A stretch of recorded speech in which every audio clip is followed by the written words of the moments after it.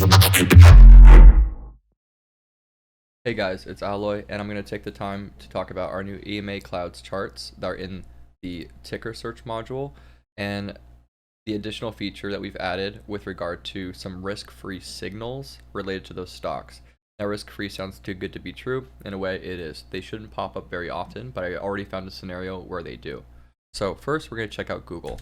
And we're going to talk a little bit about these EMA Clouds and how to read them and use them to an advantage. So they're called EMA clouds because we have a bunch of exponential moving averages that are highlighted with different colors. It's not so much about the crossovers. In fact, that's why we call them clouds, because it's only once the crossovers form a cloud pattern like this at the end that we can begin to rely on it for bullish momentum. So if you were to buy a call near end of day, one day, there's a pretty good chance that you would have opened up green using this strategy. You can also day trade into volume spikes and other situations that are really beneficial for people who like making those quick gains using naked calls. Of course, you can also swing trade using this technique, but it's a very aggressive sort of 15-minute average. Of course, each of these are different, but the smallest averages are in between 5 and like 18 minutes. So typically you want to follow the clouds into bullish momentum, and it really is that simple. Volume is another indicator, but this is called Ripster EMA clouds, the specific version, and they're very popular, especially with day traders. So we hope that this helps.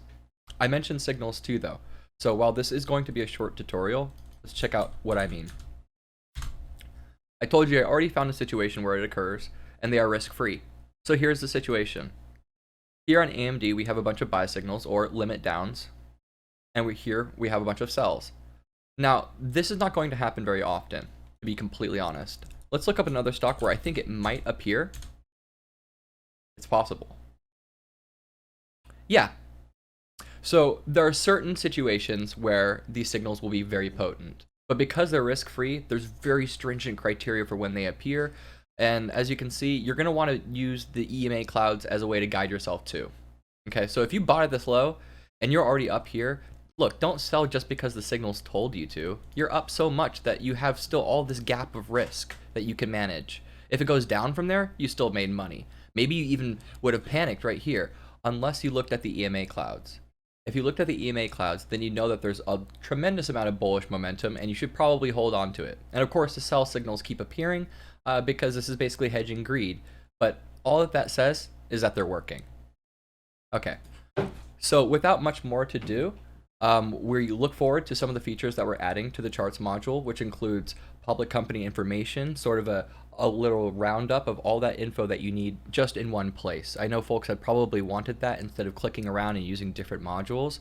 Things like insider information and movement prediction will also soon occur for pro members while using the search module.